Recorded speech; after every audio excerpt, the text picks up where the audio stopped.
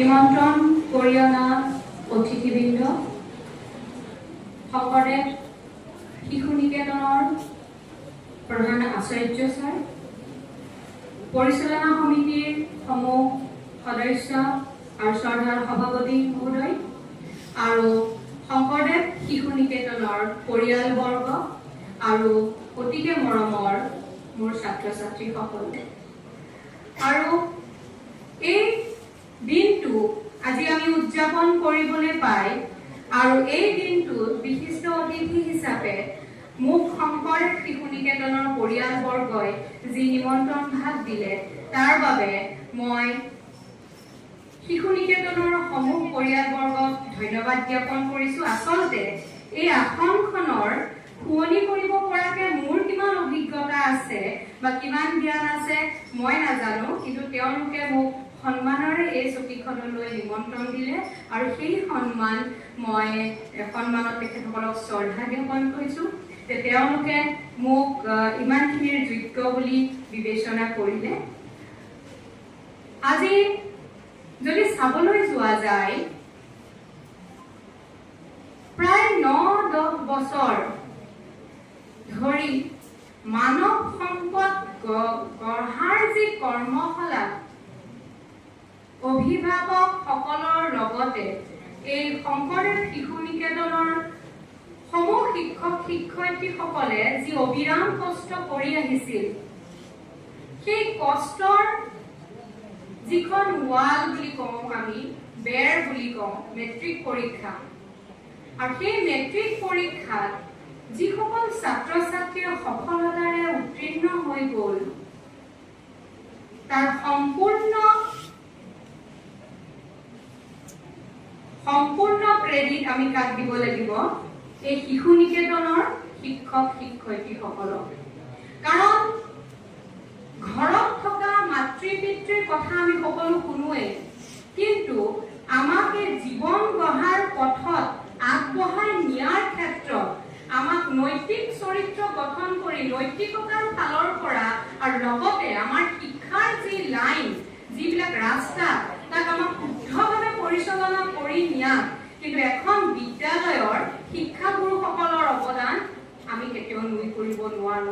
আজি সেইবাবে আজি আমাৰ হাতত এইখন মাৰ্কশ্বিট আমাৰ আহি পৰিছে, য'ত ইমান ধুনীয়া ধুনীয়াকে আমি দেখিছো, ডি ঘৰ দেখিছো, ষ্টাৰৰ ঘৰ দেখিছো, ডিষ্টিংচন, ষ্টাৰ, শুনিবলৈ ভাল লাগিছে, কৈ ভাল লাগিছে, কিন্তু ইয়াৰ আঁৰত যিখিনি ত্যাগ আছিলে, কষ্ট আছিলে, যি অবিৰাম কষ্ট, যি পৰিকল্পনা, শিক্ষাগুৰুসকলে প্ৰত্যেক দিনাই পৰিকল্পনা লয় তোমালোকক কেনেদৰে লৈ যাব লাগে, কাৰণ সকলো শিক্ষাৰ্থী সমান নহয়, আৰু সেই ক্ষেত্ৰত তেখেতসকলে যি কষ্ট কৰিলে তাক মই আজি পোনপ্ৰথমে সমূহ শংকৰদেৱ শিশু নিকেতনৰ শিক্ষাগুৰুসকলক মই অভিনন্দন জ্ঞাপন কৰিছো।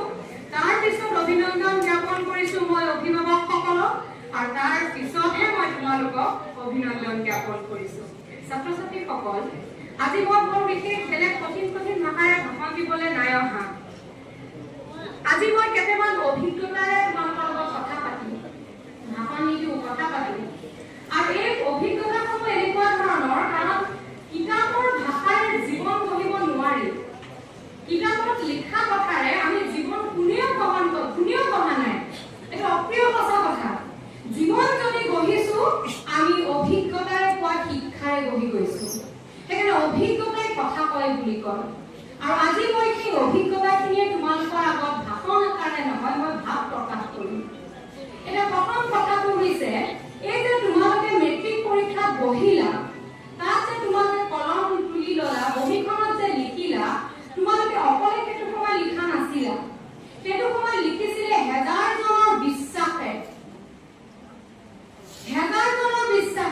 হেজাৰজনৰ বিশ্বাসে মানে পৰিয়ালবৰ্গৰ পৰা ধৰি, সমাজৰ পৰা ধৰি, শিক্ষাগুৰুৰ বিশ্বাস জড়িত হৈ আছিলে সেই কলমত, যি কলমে তোমালোকে লিখি গৈছিলা।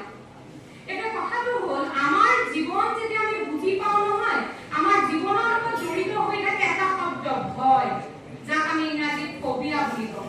ফবিয়া বিভিন্ন ধৰণৰ থাকে, যেনেকে আন্ধাৰৰ প্ৰতি ফবিয়া থাকে, ওখ ঠাইৰ পৰা তললৈ চোৱা ফবিয়া থাকে, পানীলে ফবিয়া থাকে, আৰু শিক্ষাৰ্থীৰ সমাজত ফবিয়া থাকে, ইংৰাজীলে ভয় থাকে, অংকলে ভয় থাকে, পৰীক্ষা বিভিন্ন ধৰণৰ ফবিয়া থাকে যাক চিকিৎসা বিজ্ঞানে কৈছে 98টা আমাৰ ভয়ৰ কাৰণ ফবিয়াৰ কাৰণ থাকে আৰু তোমালোকক মই জনাও এই ভয়ক কেনেকৈ নিৰাময় কৰে জানানে বিশ্বাসৰ বলেৰে আৰু বিশ্বাস কোনে যোগাব তোমালোকক আপ টু হাই সেকেন্ডাৰী উচ্চতৰ মাধ্যমিকলৈকে এই বিশ্বাস যোগাব তোমালোকৰ শিক্ষাগুৰুসকলে আৰু পৰিয়াল যা কয় লিখ তোৰ একো নহয় ভাল হ'ব এই যে শব্দ যে ছাৰ কালি কি হ'ব কালিলে একো নহয় তই যিখিনি কৈছ সেইখিনি ভিতৰতে আহিব কালি তই ভালকে লিখিবি এই যে বিশ্বাস যে ভালকে লিখিবি বুলি ছাৰে ক'লে ভাল হ'ব বুলি যে ছাৰে ক'লে পৰিয়ালৰ খুৰা এজনে আহি কৈ গ'ল চিন্তা নকৰিবি ভাল হ'ব খালি ভয় নাখাবি তই প্ৰশ্ন ভালকে পঢ়িবি উত্তৰটো ভালকে লিখিবি ভয় নকৰিবি এই যে ভয় শব্দটো আমি বিশ্বাসৰ বলেৰেহে আঁতৰ কৰিব পাৰোঁ কিন্তু মই কি ক'বলৈ গৈছো জানা এতিয়া বিশ্বাস তোমালোকে নিজে গঢ়িব লাগিব সদায় কোনো নাথাকে আমাৰ লগত যোনে আমাক বিশ্বাস দি থাকিব বিশ্বাস যোগত সহায় সদায় সকলো সময়তে তুমি পোৱা মানুহ নাপাবা বিশ্বাস আমি নিজে সৃষ্টি কৰিব লাগিব সময় আহি গ'ল তোমালোকৰ এতিয়ালৈকে ঠিকেই আছিলা এটা পৰিৱেশৰ মাজত আছিলা হাত আছিলে মনৰ ওপৰত শিক্ষাগুৰু আছিলে পৰিয়ালবৰ্গ আছিলে মাতৃ পিতৃটো সদায় থাকিব কিন্তু কিছু কিছু ক্ষেত্ৰত আমি কেতিয়াবা কি হৈ যাওঁ অকলশৰীয়া হৈ যাওঁ আৰু সেইটো সময়ত বিশ্বাস আমি নিজৰ মাজত সৃষ্টি কৰিব লাগিব যিদিনাখনে বিশ্বাস সৃষ্টি কৰিব নোৱাৰো সেইদিনাখন ভয়ৰ যিটো গ্ৰাস ভয়ৰ যিটো প্ৰকোপ সেইটো বাঢ়ি যাব আৰু ভয়ৰ প্ৰকোপ যেতিয়া বাঢ়ি যায় তেতিয়াই আহে পৰাজয়ৰ কাৰণ ভয়ত যদি আমি আশ্ৰয় দিব নালাগে বিশ্বাস আমি কি কৰিব লাগিব শক্তিশালী কৰিব লাগিব আৰু এষাৰ কথা কৈ গৈছে ডক্টৰ ফ্ৰষ্টে যে বিশ্বাসতকৈ ডাঙৰ ভগৱান নাই পৃথিৱীত বিশ্বাসতকৈ ডাঙৰ শক্তি নাই পৃথিৱীত কিন্তু বিশ্বাস আকৌ নিজে নিজে নাহে বিশ্বাস আনিব লাগিব অতি কঠিন সময় তোমালোকৰ আৰম্ভ হ'বলৈ গৈ আছে কাৰণ তোমালোক হৈছে আধুনিক পৃথিৱীৰ নৱপ্ৰজন্ম ইমান সহজ নহয়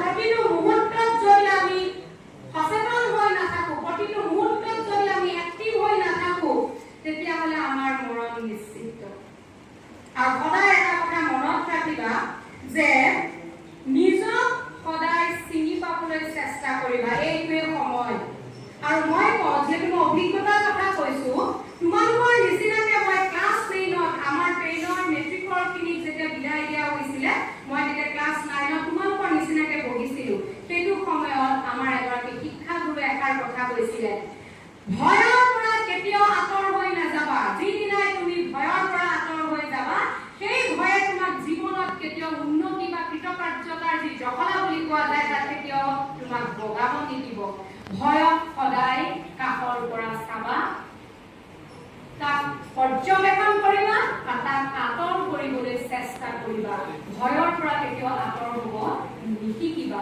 আৰু সেই সময়ত মই যেতিয়া তোমালোকৰ নিচিনা জেগাত বহি আছিলো মোৰ ফবিয়া আছিলে ইংৰাজী কিন্তু সেই যে চেণ্টেন্সটো কৈ গ'ল যে ভয়ক কেতিয়াও প্ৰশ্ৰয় নিদিবা আৰু আঁতৰি নাযাবা মানে কেনেকুৱা ধৰণৰ কথা এই যে ইংৰাজী ক'বলৈ দিলে চাওঁ মই ইগৰাকী পিছপিনে হৈ যাওঁ ইগৰাকীয়ে কওঁ বা কোনোবা এগৰাকী ইংৰাজী ক'বলৈ আহিছে জানা তই যাচোন তুমি সাংঘাতিক টেলেণ্টেড ছোৱালী বা তুমি সাংঘাতিক টেলেণ্টেড ল'ৰা কিন্তু তোমাৰ মাজত এটাই উইক পইণ্ট আছে আৰু সেই উইক পইণ্ট আমাৰ যিটো দুৰ্বলতা বুলি আমি কওঁ সেই দুৰ্বলতাক আমি চিনি নাপাওঁ আৰু চিনি পাই পেলাই আমি অচিনাকি হৈ থাকিবলৈ খুবেই ভাল পাওঁ দুৰ্বলতা চবেই জানে কিন্তু দুৰ্বলতাক আমি চিনাক্ত কৰি আঁতৰ কৰিবলৈ চেষ্টা নকৰোঁ যাৰ কাৰণে আমাৰ 100% কৃতকাৰ্যতাৰ জখলাত বগাই যাব নোৱাৰে তাৰে কিছু সংখ্যাই পাৰে তাৰ নাম আমি আজি যেনেকৈ বিদ্যুৎ ছাৰে কৈ পালে তেনেকৈ আমি কিছু ক্ষেত্ৰত আমি কৈ পাওঁ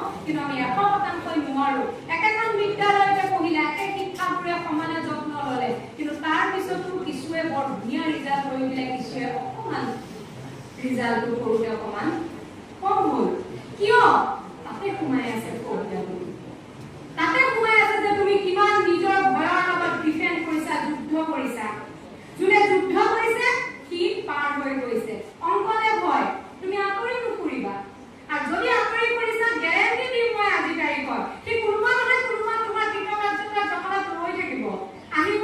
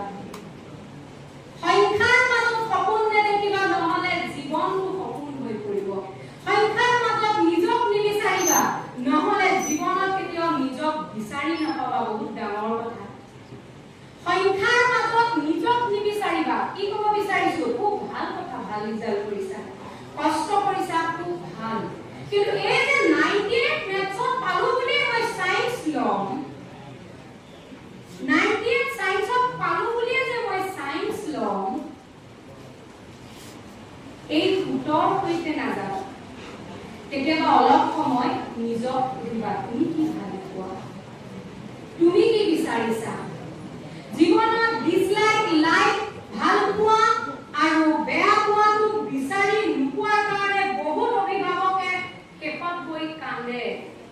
বহুত শিক্ষাৰ্থীয়ে এটা সময়ত ইমান ধুনীয়া কেৰিয়াৰ কৰি পেলাই আমি নিউজত পাওঁ হতাশাগ্ৰস্ত। কি হৈ গ'ল মোৰ? এটা সময় মোক সম্বৰ্ধনা জনাইছিলে গামোচা পিন্ধাই ৰাইজে। আজি মই কি কৰি আছো? মোতকে দেখোন কম নম্বৰ পোৱা কাৰণে ইমান সুখী, ইমান ধুনীয়া কেৰিয়াৰ, ফেমিলি কৰি ইমান ধুনীয়াকে চলি আছে, আৰু মই কি হৈ আছো?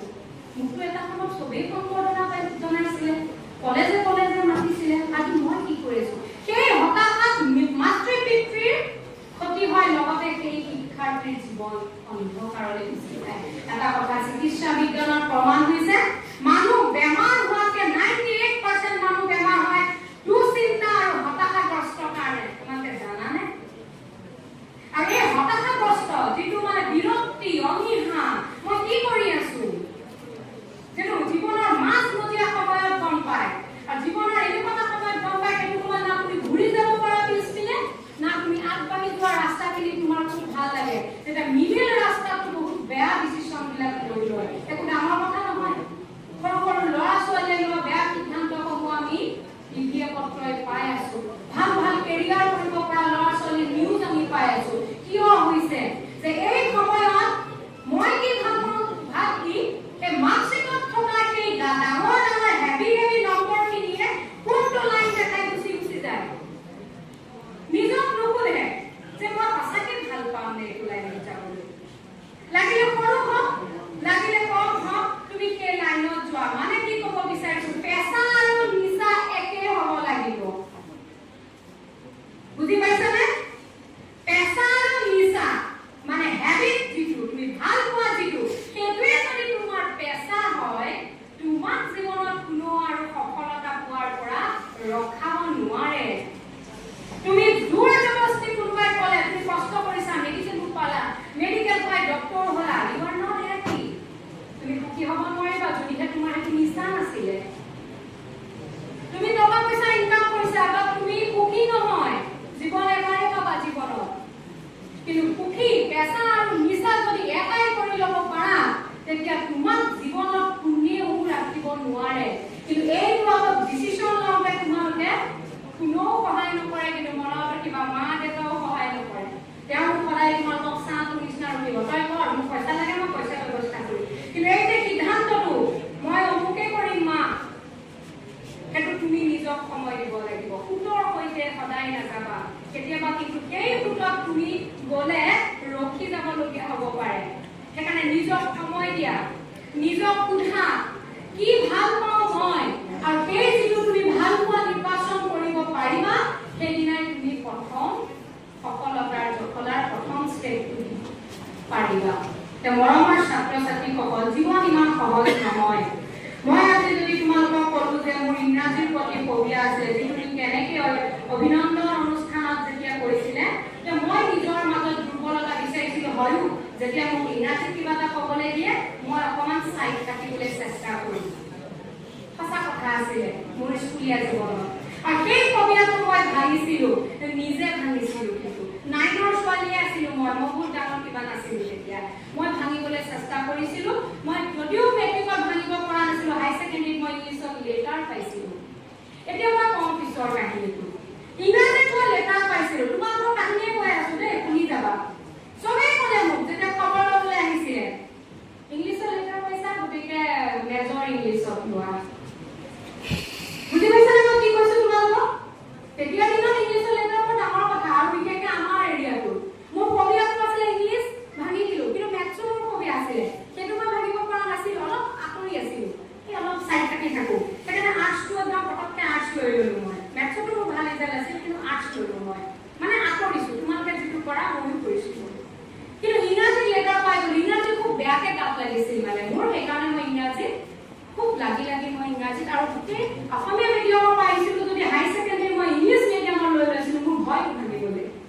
আৰু মই সেই ক্লাছটোত থাকো যিটোত আছামিজ আমাৰ দুটা ছেকশ্যন কৰিছিলে তেতিয়া বিশ্বনাথ কলেজত, যে অসমীয়া মিডিয়ামখিনি বেলেগকৈ পঢ়ায়, ইংৰাজী মিডিয়াম বেলেগকৈ পঢ়ায়। মই ইংৰাজী মিডিয়ামৰ ক্লাছত পঢ়ি থাকো।